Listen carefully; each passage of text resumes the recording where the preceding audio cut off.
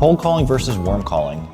Quick reminder, cold calling is reaching out to prospective customers who have never interacted with your company, while warm calling is when you reach out to customers who have had some sort of interaction, such as downloading a white paper. The main difference in the approach is that with warm calling, you can typically refer to the activity itself as opposed to making an educated guess about what will resonate with the customer.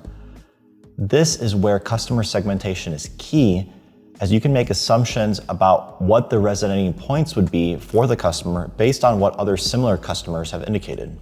In most cases, when you attempt your call, it will go to voicemail. Either the customer is busy with a meeting or another task, or they simply don't answer calls from numbers that they don't recognize. The goal of your voicemail is to provide a concise reason for why you are calling, as well as an indication that you will try again soon.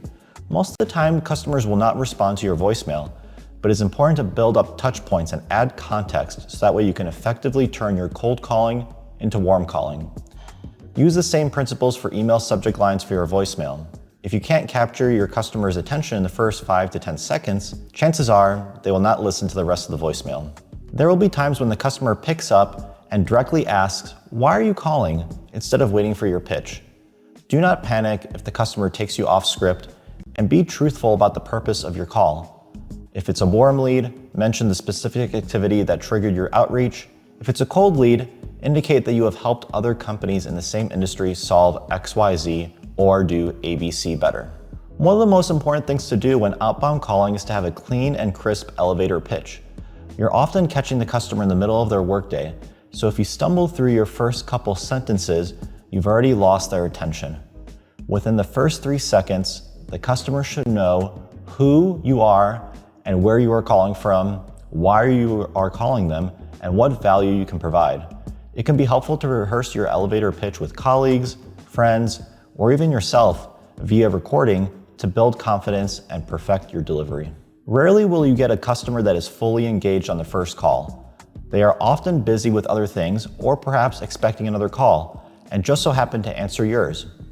The most common objection is, "I'm not interested," or "I'm too busy right now." Rather than give up at "I'm not interested," mention that you have worked with similar companies and offer to send a follow-up email with case studies or other relevant information.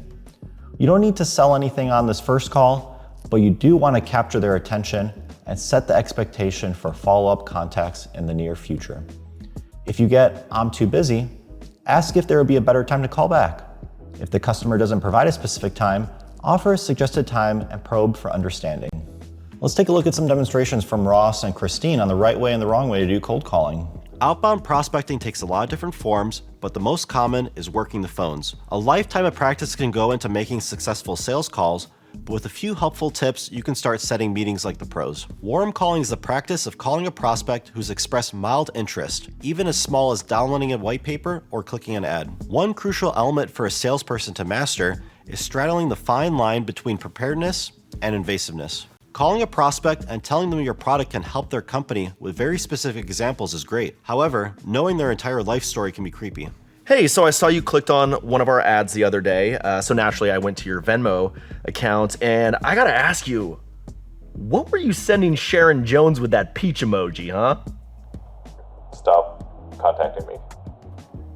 Okay, I'll try again tomorrow. Have a great evening. Hello? Hey Sam, I'm Christine with Bravado. I'd love to talk briefly about our software to help your business hit revenue targets this year. A lot of the principles of cold calling are the same principles for warm calling, but one element of cold calling is absolutely crucial. Get to the point fast. You don't know how much time you have, and the prospect wasn't expecting to be called, so be respectful of their time.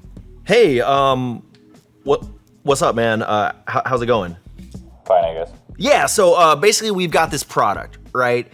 And actually, you know what? I'm getting a little ahead of myself. My name is Ross, and are you familiar with the Battle of Normandy? Hello? Hi there, this is Christine. I don't want to waste your time. I work for a business called Bravado, and our software can help your company boost revenue by up to 20%. Got a minute to chat? Yeah, sure thing.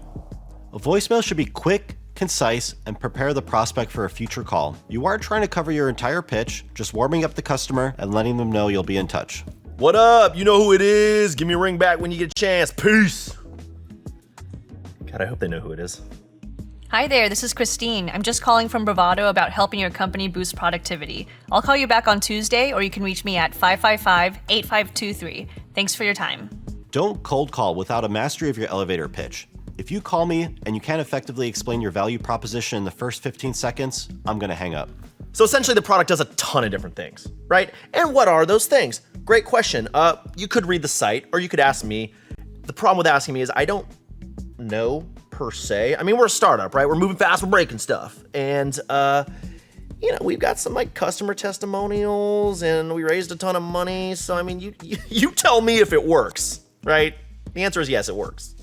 Our company makes salespeople happier by giving salespeople the tools they need to succeed and connecting qualified candidates to amazing jobs. That sounds amazing. Objection handling is one of the most crucial skills for any salesperson to master. Understanding how to effectively allay concerns is what distinguishes an SDR that sets a lot of meetings with one that doesn't. Above all, you've got to prepare for some of the most common objections so you never skip a beat, providing a reasonable response for each concern instead of stumbling over your words. So help me understand here. You don't have purchasing authority. No. Well, I object. I object, Your Honor. Hearsay! Erroneous! Tell me you're lying to me. Are you lying to me? I don't think I'm the right person to talk to. I understand that you don't have purchasing authority. That's completely fine, and I appreciate the heads up. While we're on the line, though, do you know who I should be talking to instead? Yeah, sure. I can refer you to my boss. As an SDR, one of your most crucial tasks is to not waste your AE's time. Setting a meeting means nothing if it's with the wrong person, so get as much information as you can to give your AE a full understanding of the opportunity. Stay curious and keep asking questions. Can I talk to the account executive? Oh yeah, for sure. Hold on one second. Hey, Shannon! I have an awesome prospect on the phone. Her name's Magda. Yeah, Magda at Magdalene.com. Is that your personal?